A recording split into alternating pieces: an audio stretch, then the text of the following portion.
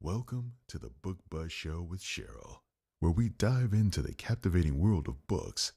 Here at the Book Buzz Show, we encourage you to make your pages turn with joy and immerse yourself in a magical literary experience.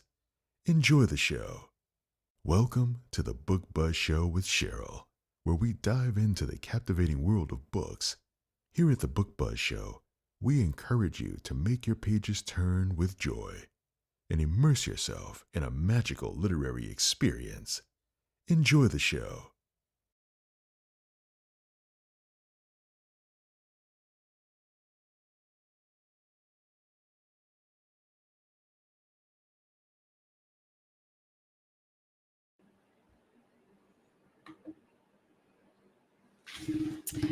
Hello, and welcome to the Book Buzz Show.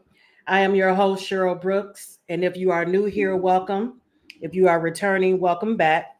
If you enjoy the upcoming show, please like, follow, subscribe, and share the broadcast.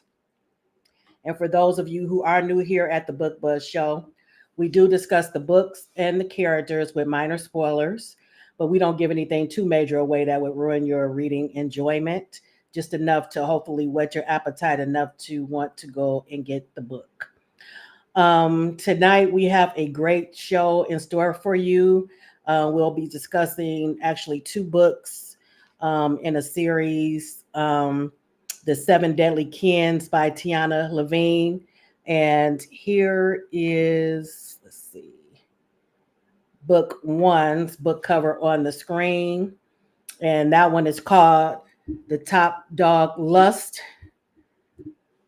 Again, that's by Tiana Laveen for those who are listening later. And this is book two, part one. The Black Sheep, Greed, and is all part of the Seven Deadly Kin series. I love that. Seven Deadly Kin series. All right. And without further ado, I'm going to bring on tonight's guest, USA Today bestselling author Tiana Laveen, to the stage. All right.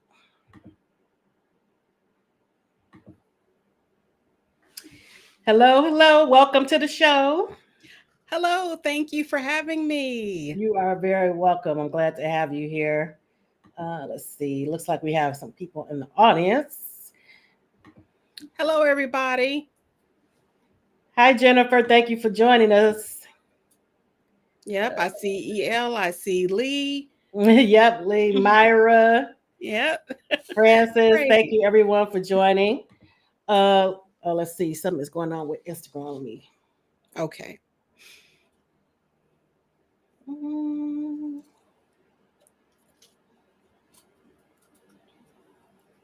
All right. I'll keep an eye on Instagram. It doesn't show up in the main feed, so if anyone comes over there, I'll acknowledge them as well. See if they have any questions for you. Okay. All right, and we'll get right into it. So we're talking about two books, but really four. Yes. All right. Okay, so since this is our first time you've been on, for the first time you've been on the show, can you tell us a little bit about how you got started on your professional writing journey? Sure. Okay. So actually, backstory. I have been writing forever, like since I knew the alphabet. It's I was an only child and I had a very vivid imagination. And when you were back in raised in the 80s and 90s, Mm-hmm. our parents versus now, they didn't coddle as much. So we had a lot of time on our hands and to do things and to come up with stuff. And we didn't have Google and all this stuff. Right, you had to entertain yourselves or go outside or Exactly. something. Yep. And so I loved writing stories from an early age.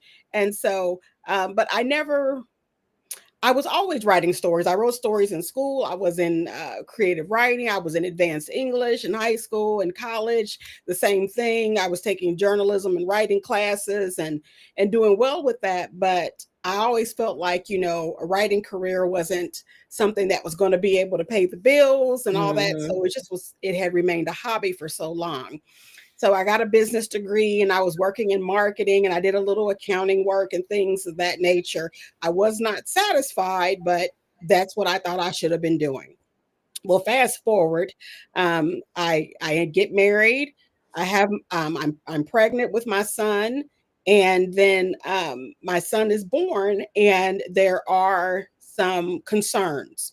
Mm-hmm. So because that was such a trying time for me emotionally, that I needed to do something with that energy instead of just lamenting over that and being overly concerned to the point of, it was affecting my health. Right. So I decided to, when everybody was asleep, I would go downstairs to my little office that I had just the putz around in, and I started writing. I had one of those really old, heavy MacBooks. Okay. Yeah, and this was back in 2009. Okay. And so, and I just started writing and writing and writing. And fast forward, I posted an excerpt of a short story that I was writing on Facebook. And I hadn't been on Facebook long at that point, probably like 6 months. Okay. And a friend of mine who I didn't know was a published author, he saw it, the excerpt, and he reached out to me privately. He said, "Hey, this is really good. You should do something with this." And now here I am. Okay. So I love that. So did you shop it around traditionally, or did you do the indie independent? well, that's the interesting part of this. He was with a publishing company. And what's really funny is I at that time would have only did it with a publishing company because I didn't understand the whole indie author thing back then. And I felt Right. like I wouldn't be able to handle something like that because I needed somebody to kind of guide me, I felt. Mm-hmm. So his publishing house was actually going to pick it up, but then the publishing house just crumbled Oh midway through. no. So the contract was null and void, but this story was still done. So he said, "You know what? I'm going to meet up with you. We're going to go to the library. We're going to sit there for many hours and I'm going to show you how to publish this yourself." Okay. And that's what he did. I Thank, love thank that. you, Cole Black. That's his Arthur name. Yes, I love that. I love when people extend a helping hand, because we all have been our first time doing something, and Exactly. right. I love that. Yep. So I did it. And the first book was Cross Climax 1 and Cross Climax 2. They were both a series of short, I wouldn't say erotic, but sensual stories, interracial sensual stories. And that's where it all started. Then the third book was Slave Master Son. And then the fourth book was I Want Candy. And then fifth came Saint. And then Okay. when Saint came, everything blew And up. everything blew up. Now, did you know that you always wanted to write IR?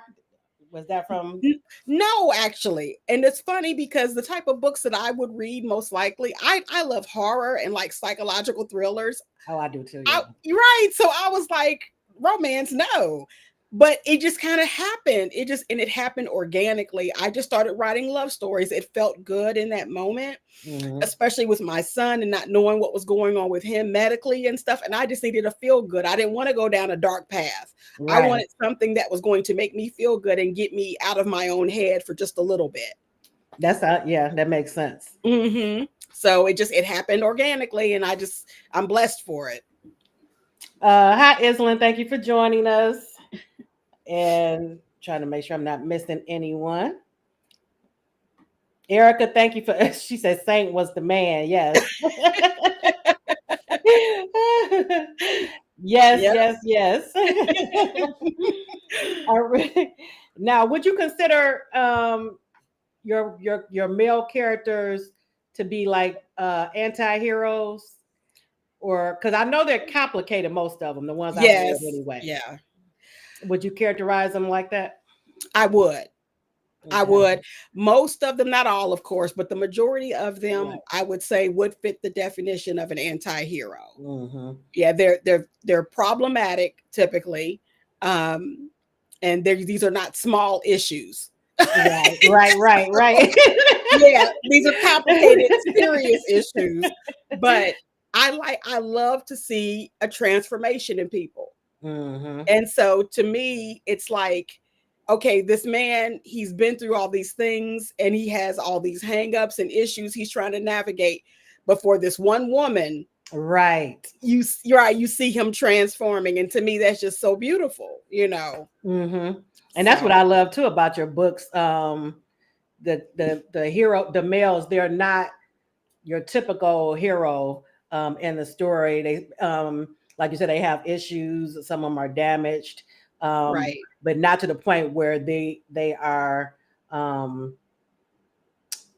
like horrible to the female. I would never read anything like that anyway. But Exactly. And you hit on a very important point there where it's yes. like, I want to make sure that even though they may get into an argument, right, or there may be something, you know, kicking up, you know, as far as some sort of disagreement, that he is not abusive to her. To me, that's very important. And readers, whether you're male or female, if you're reading romance, sometimes you will put pieces of yourself into that heroine, and you didn't come to that book to be abused, and so you don't want to see her abused. Right. So I try to steer clear of that sort of thing, or at least not by the hero. If something happens to her, it shouldn't be by him. So. Right, and I agree with you on that. Right. Yes. Now, I always ask romance authors this: when you're looking for a good romance, what is your go-to either movie or book? And I love the different answers that people get. I can't, there's too many books to name, and so I'm gonna steer clear of that one. Okay. But The Bronx Tale, hands down. Oh, really? Okay, that's the first that somebody said that. Okay. I love that movie. And of course, the interracial relationship was, I wouldn't say secondary, but it wasn't the only focus. But to me, that movie is just, it just wraps up everything that I love. That's the one with Robert De Niro, right? Is that Robert De Niro? He was in that, and also I forget the name of the two male characters. But see, now I got to look it up because you. I'm gonna tell you, yes, Robert De Niro was in it. Okay. And Chaz, whatever his name is, the young guy who played the guy who was in love with Terrell Hicks. Okay, now so you're gonna have me going to look at this movie because I'm thinking that I saw it before, but it's been a while. It's really good. Yeah. Rewatch it. Rewatch it. Love the fact Loretta's saying she loved the fact that once they were intimate, they stay loyal. Yes. Okay. Yes. Yeah, we don't want them once they do fall, we don't want them cheating and stuff. Right. And that's okay. And please, I don't want anybody else that writes things like that. Right. Because some people really dig that, and that's cool. We do not judge here. Right. But yes, I understand that some people are not down for that. I get that. And I do try to steer clear of that. But I mean, in some books, it probably can work just with the way that I construct my characters. Right. It's really not a good fit probably to have something like that happen, because they're already coming from like a dark place sometimes, or like I said, damaged. So for them to open up to this woman, it just wouldn't make sense for them to and I'm trying to show a progression and maturity, right? So for that to happen, that would show a downgrade. They would have regressed basically. So I don't want to do that, you know. Katina, thank you for joining us. But yes, I love your male characters. Frances is saying that she loves the Bronx Tales. The Bronx Tales. Yeah, good movie. You got to check it out again. Yeah, I'm definitely going to check it out. Okay, so what advice would you give to someone who's just starting out on their writing journey? And you know what, my advice changes probably every few years because the market changes so often. When I got into this career, that was back in 2010 when that first Cross Climax dropped. Right. And things are a lot different now for indie authors. For one, there's a lot more of us. Right. And I got in during the heyday, basically, when people were giving indie authors a chance without us having to jump through a bunch of hoops. So I am very grateful and blessed for that my writing, and this is just my opinion because I'm my worst critic, I cringe when I read some of my earlier work. It's really hard for me to get through it because it's like, wow, this is bad, you know. But You can see the growth. I In can your see the writing. growth. But what gets me is that even back then, there were readers that still saw through all that, they Right. saw that I had something. And Right. they stayed with me, they rode with me, despite some of the editing errors, because I didn't have a good editor at that point. You know, I was just using my husband or this teacher I knew, or, you know, Right. Right. whatever.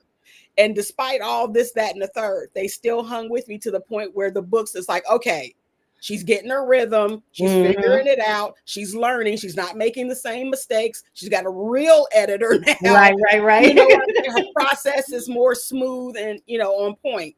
So I got in at a time where I was able to do that. Like I said, now the market is overly saturated. And I say overly saturated because there are people who don't do this for the love of the storytelling, or for they don't feel that they actually have a gift. It's a grift.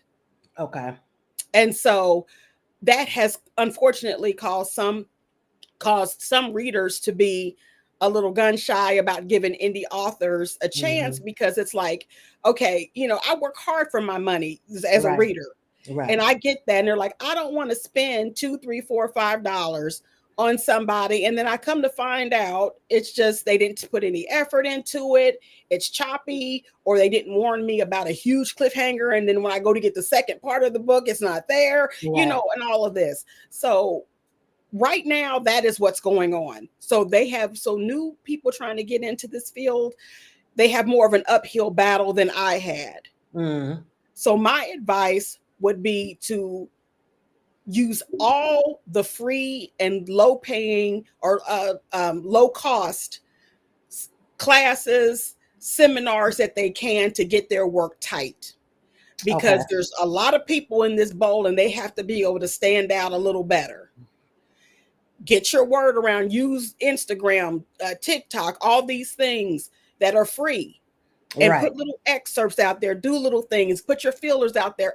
Readers love talking to me, and probably any other person that's interested.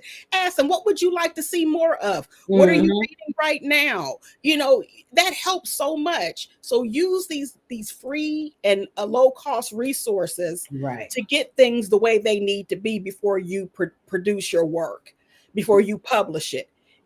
And I love that.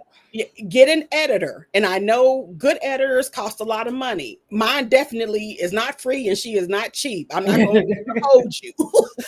But at least get somebody who's really good at it and can help you with that. And now there's these other programs, and I'm not for AI. I want to put that out there. But when it comes to checking for grammar issues and things like that, use it. Use it. Not to write your book, please don't. But no, but for actual grammar and spelling, and to make sure that you don't have huge potholes in your story, you know, things like that, and make sure you're not calling people different names, the same character. Right. Use that. And some of those are free for like just a few pages. It'll check, but you have to pay, of course, when you for more. But use things like that are a lot cheaper. That'll get your work a lot more polished if you can't afford an editor right out the door. Right, because at least that gives you something. Exactly. Then you have at least something where your work is not it hasn't been looked at all. Right. So that would be my advice, to get the best polished product that you can. Talk to readers, get involved, start groups, pay attention, take workshops, seminars to get your writing on point. Then learn the business. You have got to learn the business. Also, copyright your work. It's really important. There's a lot of weird stuff going on out here with people borrowing things. Oh my goodness. So make sure that you are legally protected. So don't be posting your entire book online and then surprised when somebody's put it on Amazon and is getting Right. money off of it. So just be really, if these things happen, unfortunately. Yes. But so just be careful and just do those things. But that would be my advice. Just get your products really good and learn a little bit about marketing and learn the business, and the parts that you don't know and you don't understand and you need help with, ask. Ask somebody, yeah. Mm-hmm. The worst I can say is no, and then move on to the next. Exactly. Exactly. But I love that though, because aside from the actual creative side, you do have to think about the business side. If you don't have an actual publishing company behind you, Right. you have to do all of it yourself. That's right. Yeah. So That's right. good advice. Jennifer is saying she's always looking for new authors, and she's a huge reader. She read close to 700, but yeah, she does. She reads Wow. a lot. That's really impressive. Lee James is saying, Tiana, your character development and storyline research sets the bar really high. I know when I buy a Tiana Laveen, it's going to be full 7-course meal and not. I agree. And the editing is on point and all of Thank that. you. Thank you. And it's funny. Lee is biased. I have to be fair here because she's one of my beta readers. Oh, okay. And she's really good. So she's able to help. She finds little things that I miss too because I'm real funny. I will reread something to death. I will tell my readers, I hope that it's out this week, and it won't be because I'm still rereading it for the 80th time because I just want to make sure it's right. That's like I'm real funny about stuff like that. So, well, the readers, I'm sure, appreciate it. Island is saying, what do you think about how Amazon is basically leasing the books to readers now? Like the Kindle Unlimited, things like that. That's been going on for a while.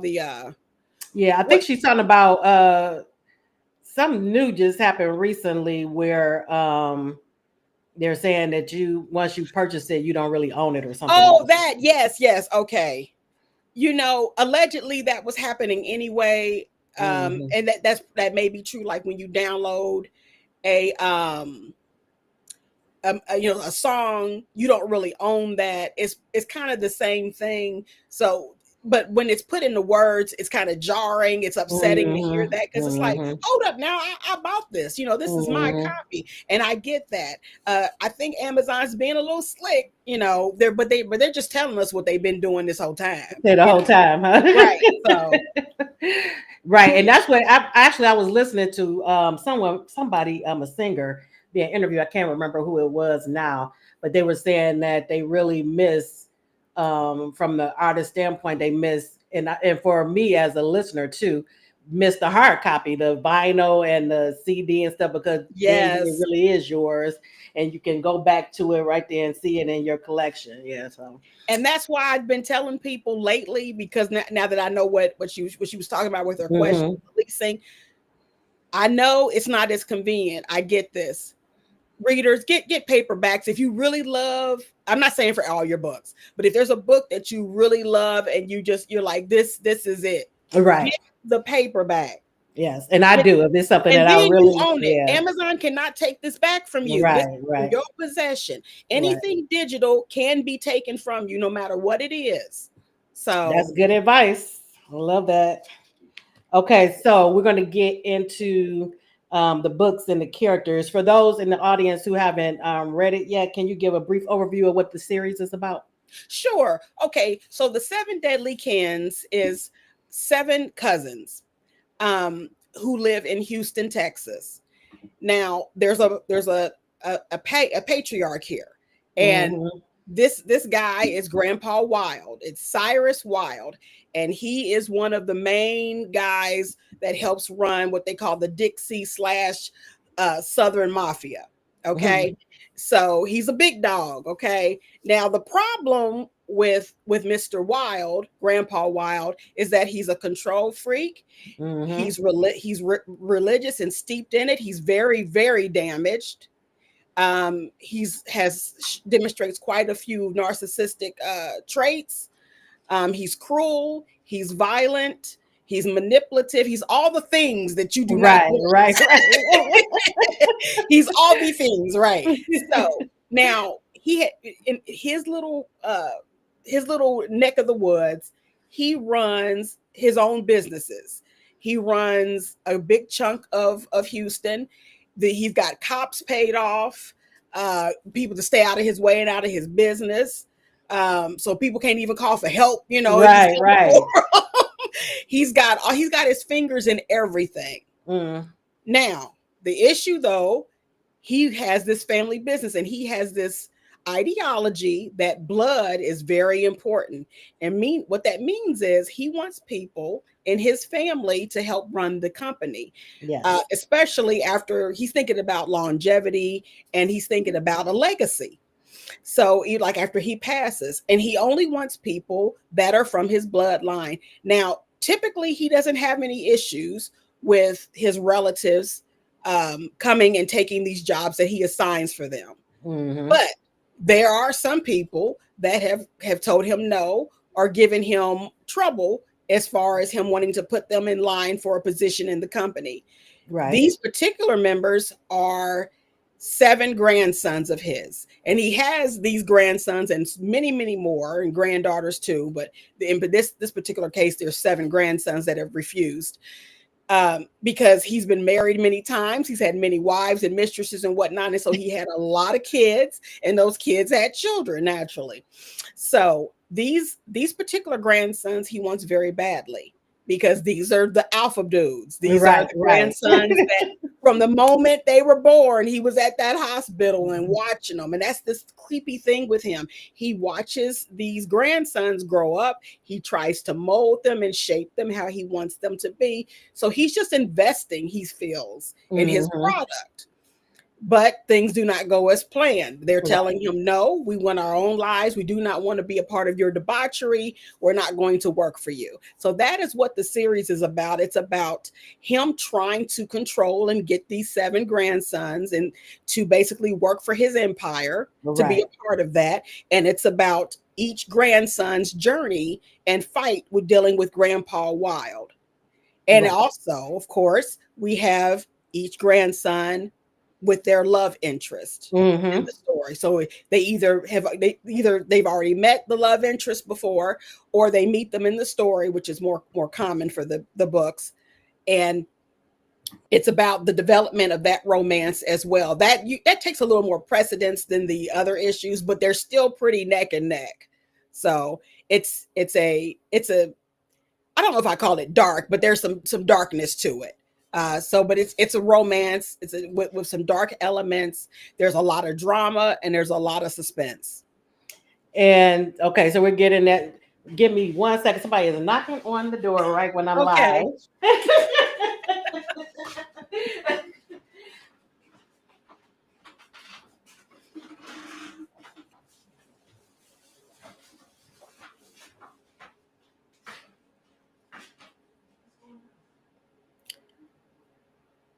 Oh, you're 63? Lodi, I was reading your comment there. Oh my gosh, you look good. I've seen your pictures. I would have never guessed. You look great. You need bigger fonts. So, you know what though? If you get the Kindle versions, you can make it actually bigger on your Kindle. Now, of course, you can't do that with paperback. You'd have to use a magnifying glass or something.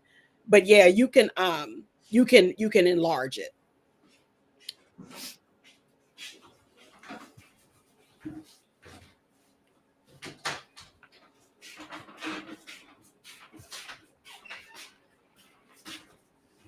I tell you. And of course, that's my husband. I'm saying I'm live. What's going on? It's always them. Oh man.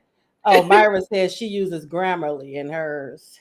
Yeah, for her writing. Yeah, just use something to help you if you can't afford an editor. Since you read that comment, back to just real quick with that.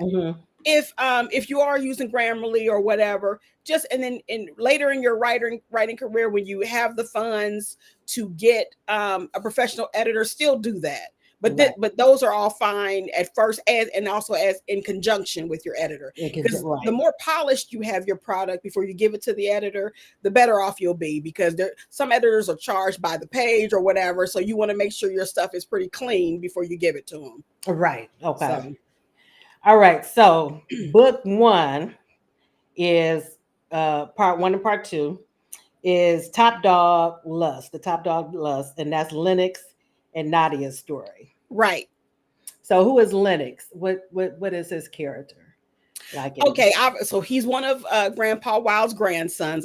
Obviously, he refused to work for him. Mhm. Lennox is this big buff guy. He's a gym rat. He's old fashioned and really sweet. He's handsome, and he's also a bouncer. Yeah. So he runs into an old friend of his one night when he's at work. She comes into the bar, and that's Nadia. So he runs into her, and here it is right here too. Yeah, here's Love it. both books. I know that cover. And so yeah, and then they hit it off. Sparks fly again as soon as they see each other. So And I love that because it's a mixture of second chance and friends to lovers. exactly. Yeah. Right, because Um, they had never been able to develop it. They were young. They were right. working at a restaurant together. Is how they initially met when they were teenagers, Right. or not teenagers, but in their early 20s. Yeah. Right. Right. So yeah, so they didn't really but they always had feelings for each other. They just never acted on them. And I love how when we get a little bit of their backstory, um, they are both coming from dysfunctional households, Right. um, and both dealing with things with Nadia and her mother. Even though her mother is there emotionally, she's not available. Exactly. Right. Right. So I think that they bonded from that as well. Because even back then, they were aware of, like, I think he used to see her crying in the closet or something. I can't remember what Yeah, it in the was. back Yeah. pantry Hmm. area. Yeah, the Hmm. back. Yeah, he'd see in the restaurant. She'd be crying because she would get into it with her mom, and she just didn't. She didn't feel seen. Right. Yeah. So yeah, things were difficult, and then she had a tumultuous relationship with her father, who she felt Yes. like pretty much abandoned her. So yeah. Yeah, and I love the how the growth throughout the story of both characters and how they are able to heal from the things that they dealt with from their parents, and then with Lennox, because with Lennox he has a father that loves him and his sister, but he considers him a coward basically because he's under his grandfather's thumb. Exactly. Mhm. Exactly. Right. And so he doesn't respect him. And Right, so, that causes a dynamic right there. right, And right. yeah, so And I love, like I said, I loved how they were able to heal individually, but I think that just from them being together and in each other's lives, it gave them that support that they needed to be able to do that as well. definitely. And Mhm. also Saint was introduced back into this book too. Yes, I noticed that. Yes. Yeah, Lennox, right? Lennox is a reader. He likes, even though he's a gym rat, and people have stereotypes about guys that are in the gym all the time. Lennox is a really smart guy, and he Hmm. really likes doing things for self improvement. He's trying to get himself together, Right. and one way he's trying to get himself together is um, finding out why he's done some of the things that he's done, basically trying to self therapy himself through books and Hmm. reading. And that's how he discovers Saint's information. Right. So, and then he had a therapy session with Saint, and he tells Nadia about it. Yes. And then later in the story, you get to see a scene with Nadia and Saint, and Hmm. that's a pretty intense scene. So, Yes. I yeah, love that was introduced in the story as well. What is saying, he loved them but couldn't protect them. Right. His father. Right. right, right. Hmm. And the whole thing with Lennox's mom and that whole Oh issue, yeah. Yeah. because I mean, I wouldn't say Lennox was a mama boy, but he was really close to his mother. And she passed away, and Hmm. there was issues with that too, regarding, and things happened to him emotionally that Right. made him susceptible to things that he normally probably wouldn't have been. So Yes. he was emotionally broken down after his mother died, and he felt like she was pretty much the glue of the family. Yes, most definitely. Right, because the father, he basically fell apart as well. after the mother died, because it seemed like she had more of a I don't want to say backbone, but No, as far she as did. She did. Yeah, we can call a spade a spade. right. She rocked. She rocked with the grandpa, like not like God. She let him know, Right. you are out of control, and that's why he didn't like her. Right. So yeah. um, and then another interesting part for me too in Lennox's story is his relationship with his sister and how the grandfather was so manipulative from the time Hmm. that she was little and tried to did drive a wedge between them. Exactly. Yes, and And they it were worked for a estranged. while. Yeah. Yes. Hmm. And you did a great job, I think, demonstrating how Lennox felt about his sister being estranged, and how it still affected him. Right. Because Yeah. they used to be really, really close. Hmm. They were tight. And then, like I said, after the mom died, the family kind of fell apart. Right. Right. So yeah. Lee is saying, let's see, that wasn't a scene. The what was a TED talk. Saint broke it all the way down. Yeah. Yeah. Yeah. Hmm. Now, what I like too is, okay, so Nadia, when they were friends and they worked together, she was planning to go to law school. So when they reconnect, she's no longer in law school, but she's an exotic dancer, and she automatically expects him to look at her a certain way. I think she actually brings on a lot of the feelings that her mother has Hmm. regarding men when she first reconnects with him, and she's expecting Yeah. him to basically uh, think that she's beneath him in a way because of her the exotic dancer. And so when he comes to the club and watches her dance, I love that scene. Yeah, that's one of my favorite scenes in the books too, because she's dancing and doing her thing, and then she looks and there he is. Right, right. With a big smirk on his face, like Right. And he wasn't judging at all. Yeah, he wasn't. He gave her some money and basically said, "Do your right, thing." right. Right. Yeah. Oh man. Yep. Um, and then too, we get to find out about her struggles as far as how water affects her. Oh Um, yeah. yeah, because of an accident. I thought that was brilliantly done too. Love that aspect of it. Thank you. Yeah, yeah. Yeah. And unfortunately, so many women can relate to that. Some sort of domestic violence or some sort of situation that was physically traumatic. Right. That there's certain smells or sounds or whatever that we can hear or whatever that will trigger that memory to come back. Yes. Yes. So yeah. I actually was able to relate to it also. Oh, God bless. Yeah, so that was really, really, really. I think that's why it resonated with me. Mm. Um, and then let's see. Then too, when Nadia at first didn't tell Lennox about the grandfather sending the cousin. Oh, Um, I'm yes. like, why are you starting this off already? Where you not? But I understood where she was coming from. She didn't want him to, you She know, knew. yeah, Remember? that he Yeah, would. because I'll try not to do a spoiler too much here, but they had an incident when they worked at the restaurant. She knew how Lennox got down, so she So she knew, knew if she told him, right? right, that some heads were gonna roll because Lennox is not that dude that you just do that with and you just gonna Right. walk off. Right. And that's another thing. I think the grandfather actually did too underestimate him because he's so laid back and Exactly. right and a brainiac. Right. Um, And the grandpa even said that he said he wanted to do the easy one first, just get it out the way. Because he mhm. figured, yeah, Lennox is laid back, he's loyal, he'll sacrifice himself for the greater good. And that's Right. not what happened. So yeah. When Yep. that's one of the things I love too in the story is Lennox matching wits with his grandfather Yeah. in it.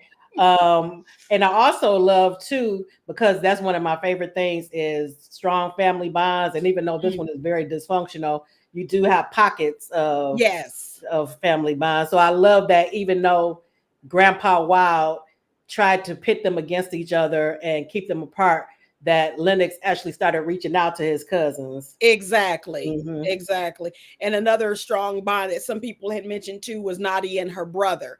They Yes, loved had their connection. So yeah. yes, Hmm. yes, Lord, you're right. Trauma bond. Yes, trauma Oh bond. yeah, there was definitely Hmm. some trauma bonding going on for sure. Yeah, Yeah. most definitely.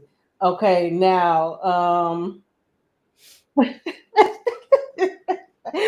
okay, so I don't know when Tiana, when you wrote this scene, what were you thinking? Okay, when Grandpa Wow sends the wedding gift, but then he sends that old crazy letter along with it. Whenever reading it, I was cracking up because Yeah, he's he's really a crazy. trip. Yeah, he's really a trip. And that shows just how warped, because to him this was perfectly acceptable to Right. send this. Right. It's like, you're threatening me in the letter, and you're telling me congratulations, and So you better accept this gift right, or this exactly. gonna happen. Right. Right. You're gonna take this and you're gonna like it. Oh my goodness. Yeah, that definitely had me rolling. I'm like, yeah, he And is that definitely was too, nuts. that scene was funny, but it was also to show just how controlling he is. Yes. Even that couldn't go without some sort of threat, you Right, know. right. So He had to have his hold on every aspect of their lives, and but they were all strong enough where they fought back, where a lot of the exactly. family members didn't. They just fell in line. Exactly. Mhm. Hmm. Um okay. Now we're going into the black sheep, greed, Roman, yes. with Roman. Roman, I really enjoy him. He was Good. hilarious. Yeah, he was our comic relief dude. Yes. Yes. Yeah, Roman is a trip. Yeah. Katina is saying he sounds like a fun character, right? You mean oh, she must be talking about Lennox, yeah. Okay. Yeah. Yeah. But Roman, Katina, when you have to check out these books, but Roman, he is hilarious. Um Yeah, he he had me really rolling and you matched him well with a woman who was just as hilarious as he was. They both got each other's funny. yeah, Genesis. Yeah. Hmm. So I love that about them too. Good. Yeah. Yeah, and it's funny you mentioned that too. I felt like too that because of some of the seriousness and some of the heaviness of some of the topics in the books, Yes. that you kind of need that to help balance it. And also because I know how all 7 books are supposed to flow in advance, obviously. And so the third book, when you see Cage, that is so heavy, you're going to need Roman Oh, before okay. that. Okay. So yeah, not that And we Cage is. get him. We get him too in this a little bit, and we see how. Yeah, so you see, right. Cage is funny too, but Cage is dealing with a lot of demons. Okay. So Okay. yeah, So his might be even heavier. Okay. right. Katina was talking about the grandfather that he probably is fun to write because he's Oh, he so. is Yeah. actually the Hmm. grandfather is really fun to write. Hmm. Yeah, he is. He's something else. Because he is Craig. He is just so delusional because he really believes a lot of the stuff that he. Oh yes. Yes. Yeah, he's not lying. The stuff he's saying, most of it he believes. Not Right. all of it, but most of it. Yeah. Lakeisha is saying Roman kept you on your toes. Most definitely, most definitely. And I love the that you had that sense of humor with him, but then you also have the strong Marine. So you get both sides with Right. him. Hmm. Yeah, I figured Roman would be a favorite because he's cute, he's funny, and he's got a lot of money. So yeah, That too. Yep. right. And then the scene between him and Sheriff, is it Gomes or Yes. Gomes? Was hilarious because in in the precinct. Oh yeah. Oh man, When he yeah, got out he the was handcuff. Yeah. to the point where the sheriff had to call the grandfather, like like you do something with this with your grandson. Exactly. Right. Yeah. Oh man, There's a reason Grandpa wants these 7 grandchildren, and right. the reader gets to see that these are exceptional people. They're Hmm. extraordinary people. These are not your average Joe. They are alphas. they are strong, they fight, they're violent. You just, this is not, that the very thing that's causing them to not want to be with him is the very reason he wants them. Right. Heavy on the money. Yes, he definitely has the money, and we find out from his backstory why that's so important to him. He never wants to, be in a position where he, has to struggle. Exactly. He grew up very poor, right? Yes, And he yes. saw a lot of dysfunction in his home, and it scares him. Yes. Yeah. But what I loved about his story though, as opposed to Lennox, even though Lennox's father loved him too, but with Roman's father, even though he fell short, the love came through between, and Roman still went to see him all the time. And so, so I love that That's bond right. between Yeah. them. His father, even, and that just, and I think it reminded me kind of like when Tupac would talk about his mother. Oh yeah. He was like, even though at one point she was on drugs, Right. he still respected her, and she still tried the best she could under those circumstances in the midst of addiction. And it kind of, that's kind of what Roman's father was dealing with. It's like, yes, I'm having these issues. I'm doing these things to myself that are very destructive, but I know it may not look like it, but I do love my children very much. Right. In spite of it. Him and Roman's mother too. Yes. They were, even with all their struggles, they did love their kids. Right. And that shined through too. And I love, like you said, how they're on a healing journey, all of them. Yes. And Roman definitely is, he wanted to change because he was a thief and a con artist, and so he's trying to turn the page on that. But his grandfather, of course, is trying to get him under his thumb, just from trying to from his past. Right. Yeah, using that to extort him, basically. Yes. And to have him do illegal insider trading and things like that. So yeah. So basically using him, that's the only reason he wants and then he's always about family, but it's so he can control them and get what he wants out of them. Right. And they know that, right? Exactly. And he has warped Christian scripture to help back up these things that he feels are okay to do. Which is what we see a lot even now. Yes. Exactly. So, okay, another thing that I love too is, again, a strong friendship between Roman and Tony. Yes. And then when he tells Tony he wants to ask out Genesis' baby sister, and Tony flips out. Right. But it was, I love the scene because a lot of stuff came out between hurtful things that they said to each other. And Roman was like, so is this how you felt about me all this time? And so that was difficult too. Between the two of them. But I do like that he said, Roman said in the end, our friendship means a lot to us. So if this really means that much to you, I won't ask her out. Right. And he stuck by that. And he stuck by it.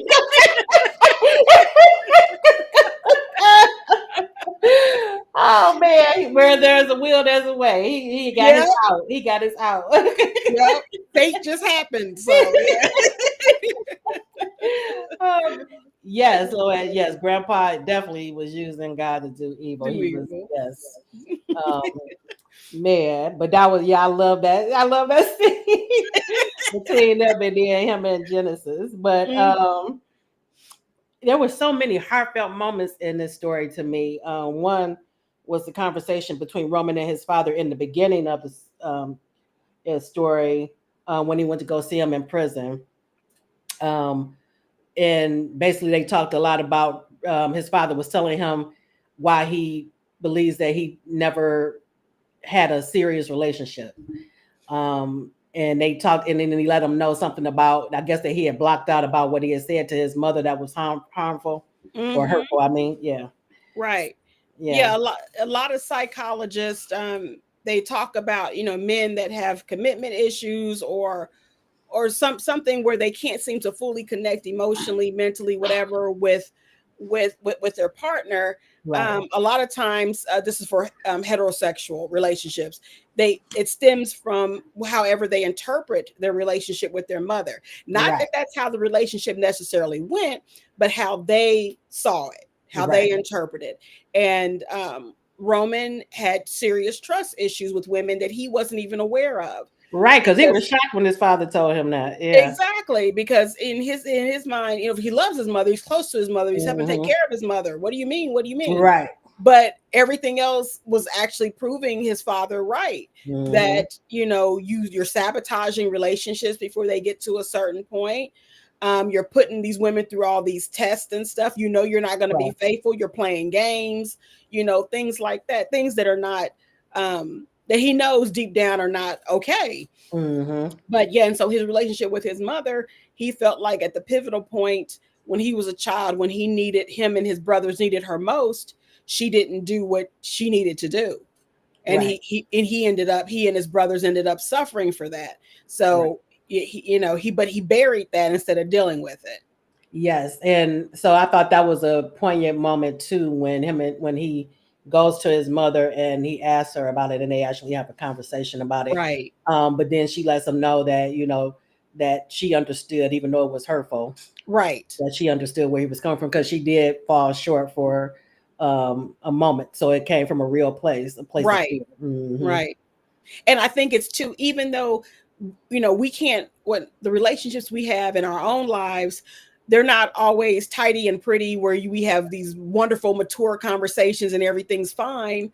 But I'd like to sometimes in my book show how it would feel if you did receive that closure, if you Hmm. did get the first start of that healing, if your feelings were actually acknowledged for a change, where Yes. you weren't told no, you're overreacting or you're exaggerating or it didn't happen at all.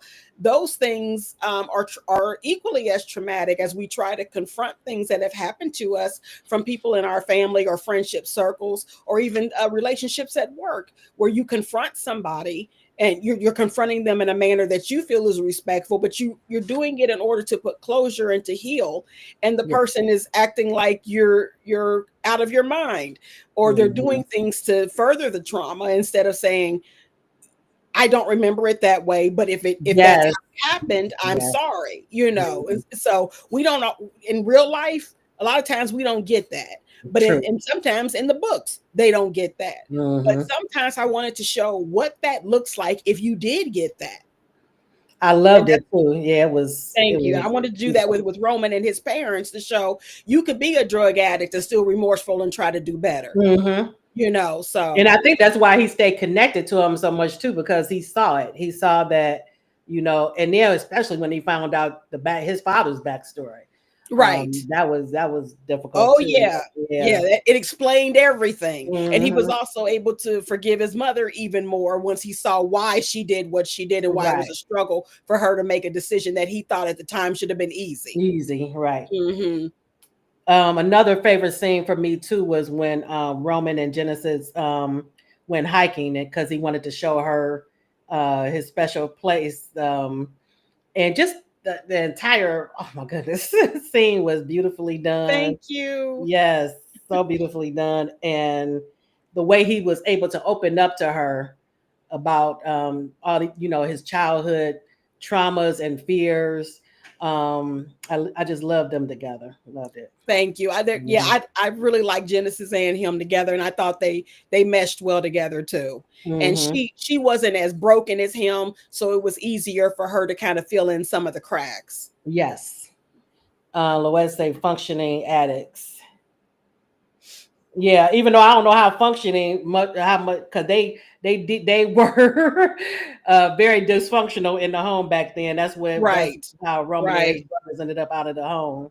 Yeah. Right. So, Hmm. um, another heartfelt moment for me was Roman when his father was hurt and uh, he broke down on the plane. Even though I don't think we got him on the plane breaking down, we just found out Through afterwards. Genesis. Yeah, right. Hmm. And then again when he was at his father's bedside. Yes. Loved Yeah. it.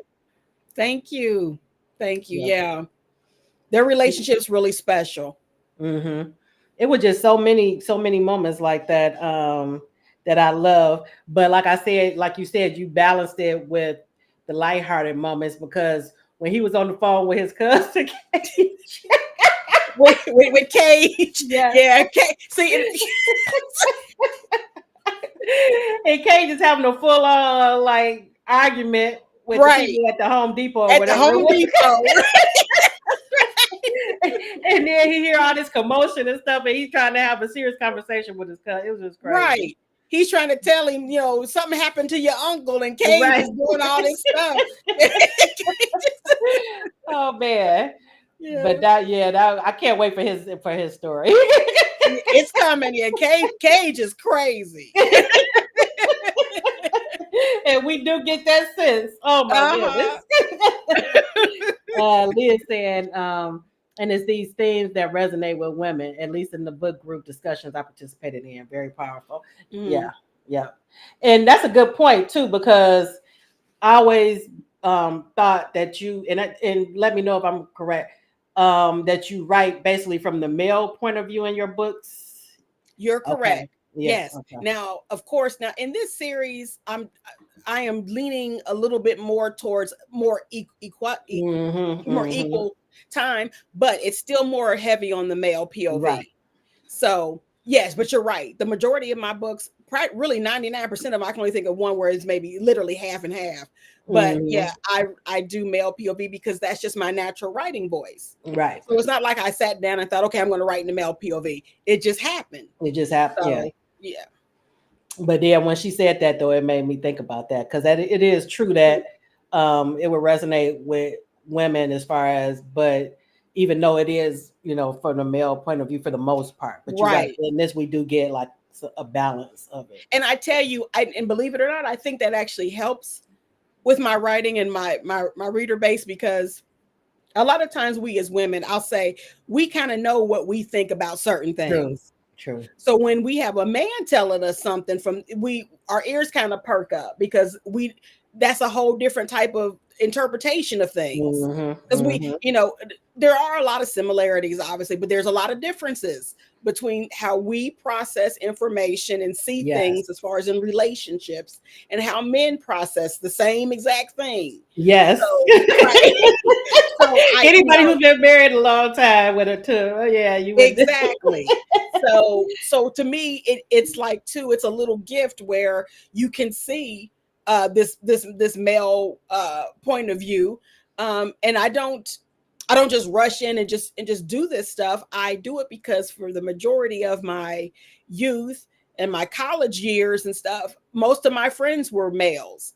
So I Okay. know a lot about how they were thinking and what they were doing and this and that and the third. And, Okay. being around my male cousins and stuff, I saw a lot of things. So for me, just from observing, I was able to pick up stuff that I think some women don't see or realize. Mm-hmm. And so I was able to use all those experiences and all those conversations I had, because see, I was the buddy. I was a girl, Right. but I was the Right. buddy. So I was privy to all kinds of conversations that their girlfriends definitely weren't going to be hearing. Mm-hmm. But I got to hear this stuff. So I got to get into the male psyche early on. And I remembered this information. So I'm able to pour it into the books. I love that. And it reminded, when you just said that, it reminded me of Lennox and Nadia's backstory, because even though they had, romantic feelings for each other, they didn't know that they were mainly friends, but they got a lot of information and insight into each other that others didn't, Exactly. because they were the buddies. Right. Yep, exactly. So they Mhm. knew each other on an even deeper level, because Right. if somebody's just your friend and you're not interested in them romantically, they'll see things that because you're more comfortable. Right. You don't have to put on a show, or because I got a crush on them, I can't do this, I can't Right. do that. Right. You're gonna let it. They might even see you walking around looking like a bum. Right. So Right. they get to see all of that. Yep, love it, love it. Now with the greed portion of the theme of the Roman story, of course we get, because in the beginning, as he was, the thief and the con man and all of that, and the stuff with the casinos. Right. But then we see when he starts to when he's redeeming himself, there were so many moments in the story. And is that the only part with the greed portion of it? Am I missing something else? With the 7 deadly sins, I try to show different aspects of how whatever that sin is, Mm-hmm. how it's flowing through the book in different ways. Okay. So, like for example, with Top Dog, with Lennox and Lust, you saw Lust with Lennox, with Mm-hmm. how he dealt with women. Even though he was a gentleman, he still was running through them like water. Yes, true. And then Nadia, who she wasn't necessarily hoeing, but she was in that profession, and all these men were coming and paying her and seeing her out of lust. Right. And then, of course, we have Grandpa Wild, who has his own lust issues. Mm-hmm. So the sin just flows through the characters in different ways. Now, with Roman, of course, greed was, you could see he had issues with money. Right. He had a fear of not having money, so he chose careers where he felt like he would be better set up. And he was always good with money and numbers, and he just kind of, played on that. But then, of course, like you said, the stuff with the casino and all that. Mm-hmm. But then when he's redeeming himself, you see him doing things with money again to help people, but in a different way, right? Exactly. Instead of taking, then he's giving. Mm-hmm. But then you see Grandpa doing stuff with greed. I won't do the spoiler, but you know what I'm talking about, what he did. Yes. And then there's other things you see going on with greed going on too. You see Tony's Roman's best friend, Tony's wife. Right. Forgot about her. Yep. There's things with that. So it's kind of just woven through the story. You're seeing different levels of this sin happening all throughout the story with the different characters. Love it. Love it. And I love Roman, how he was blessing other people, especially Miss Charlie. And she's, for those in the audience, she's Genesis' next door neighbor. And she's always looking out for Genesis and, helping her out and cooking for her. And so Genesis was always telling Roman this. So Roman wanted to bless Miss Charlie. And he just did something so grand gesture. I just like, oh my gosh, I couldn't believe it. Yeah, that scene, I loved writing that scene because that's the type of thing you dream of that you could do. Yes. Oh man. Now we get introduced as far as with Grandpa Wild and his obsession with finding I can't remember her name. Tina. We don't know much about who she is, why she left, and all of that. So I'm assuming over the course of the series, we're going to find that out. More and more information's coming out. Yeah. Yes. But I was the whole time that he was talking to the private investigator, I was like, please don't let him find her. I don't even know what the backstory is, but I just like, with his crazy self, she left for a reason. Right. She sure did. Yep. And you'll find out more about Tina and stuff too, and what happened with that. As you see, he was madly in love with her. He's obsessed. Yes. So yeah. He don't care. He's going to tear the whole world up trying to find this woman. And the fact that he said that he don't know whether he wants to shoot her or hug her, I'm like, okay, she needs to stay gone.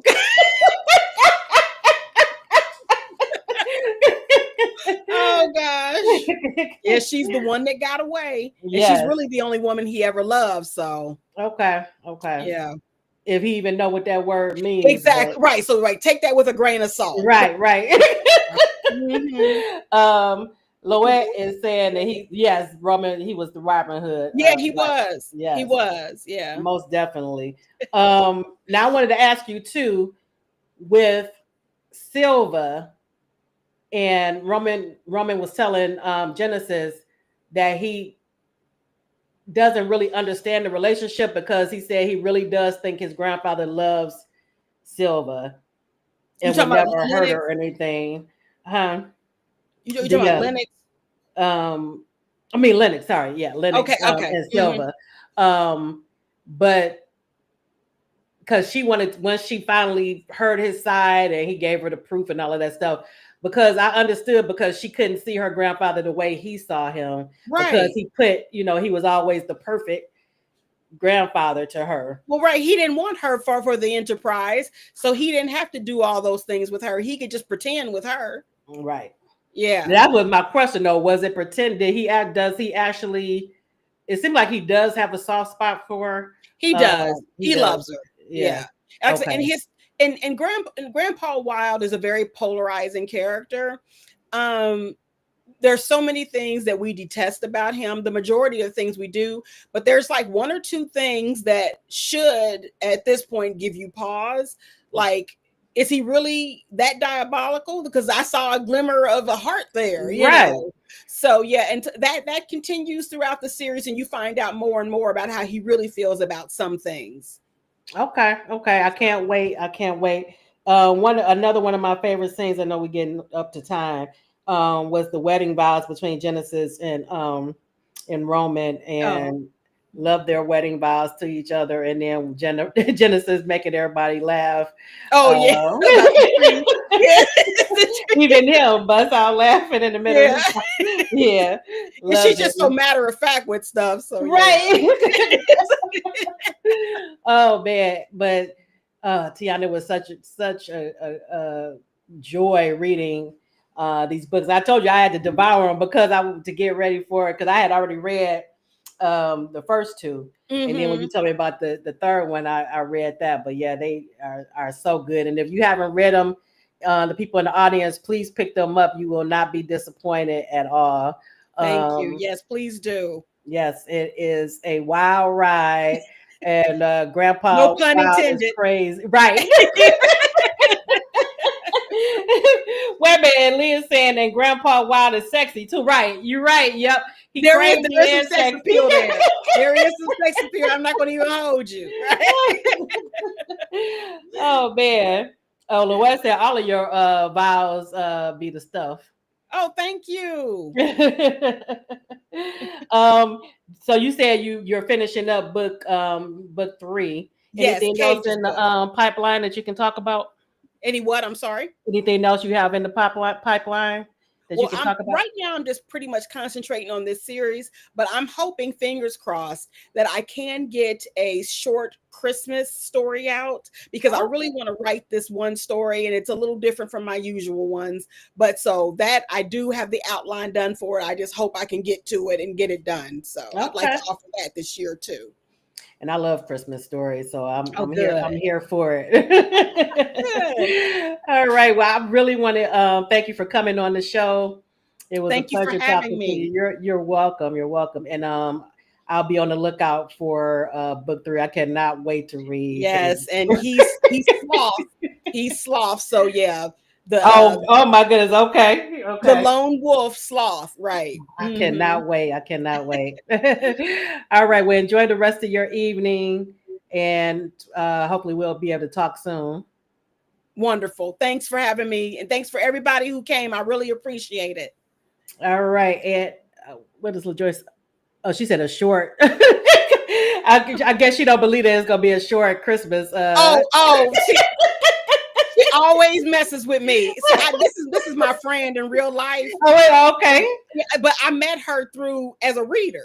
Okay, And she okay. and I have been to New York and stuff. We're tight. But yeah, she always messes with me. And I see even in this, she had to come in here and mess with me. She said she'll believe it when she see it. That is Right? oh man. All right. Okay, before you all leave, I'm going to go into my second segment. It's going to be quick. We do a weekly highlight. And actually actually you can stay if you want because my highlight Okay. usually I do a separate book, but in honor of you, I actually was going to do another one of my favorites of yours as my Oh, okay. highlight for this week. Okay, so and you all, if you've read this, let me know in the comments what you think. And let me bring it up. Okay, and if you're new to here, the weekly highlight usually is not anything that I have to, read recently or anything because I did read this several years ago, but it stood out to me. Okay. All right. And here it is. My weekly highlight, my highlight for this week is Tyrant by Tiana Oh, Laveen. yeah. Yeah, I love, still to this day, I love, love, love, love this book. Love Yeah, it. Love that's a it. favorite. That book still Yes. sells well. Yeah. Yes. So anybody in the audience, has anybody else read Tyrant? Let me know what you think. With Tyrant is another one. He's damaged and closed off, and he's dangerous. Oh yes. Um, Yeah, he definitely is. Hunter is definitely somebody you do not want to mess with. Yeah. yes, and I love that about him too. I loved Yeah. it. I love. Lois said, "Girl, that was the bomb." No, he did not play. Yeah. uh, and for those in the audience who hasn't read it, okay, here's the synopsis. Hunter was born to fight. Now he must fight for love. Hunter Wolf's life has been a revolving door in the penitentiary system of Saginaw and Detroit, where I'm from, Detroit, Hey. um, from an early age. After witnessing the brutal murder of his mother as a young boy, the trauma molded him into a juvenile delinquent his grandparents could no longer control. It was no surprise to anyone in his circle that he became a weapons enthusiast and ruthless street boxer. Despite what many believe, though, Hunter's heart beats for a select few, such as his dying friend Noah, who has given him a set of tasks to complete on his behalf.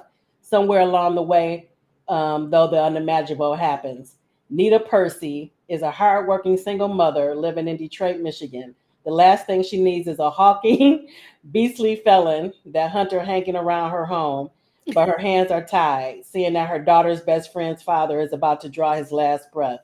Nita realizes appearances can be deceiving and sees through Hunter's gruff exterior.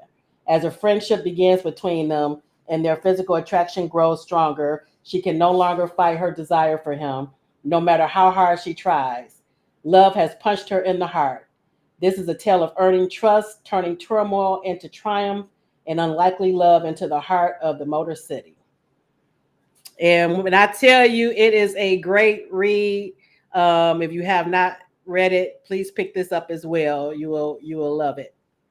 Thank Um, you. Yeah, I love or that. I loved writing that book. yes, yes, yes, yes. So you made my weekly highlight for this week as well. Thank you. What an honor. I appreciate that. What an honor. All right, everyone, thank you so much for coming out and being so engaged. And be sure to pick up the Seven Deadly Kins. I love that title. By Tiana Laveen. If you have not already, you will not be disappointed. All right, and I'll see you on my regular night Monday in a couple of days. So I hope you can join me then as well. Good night, everyone. Bye bye.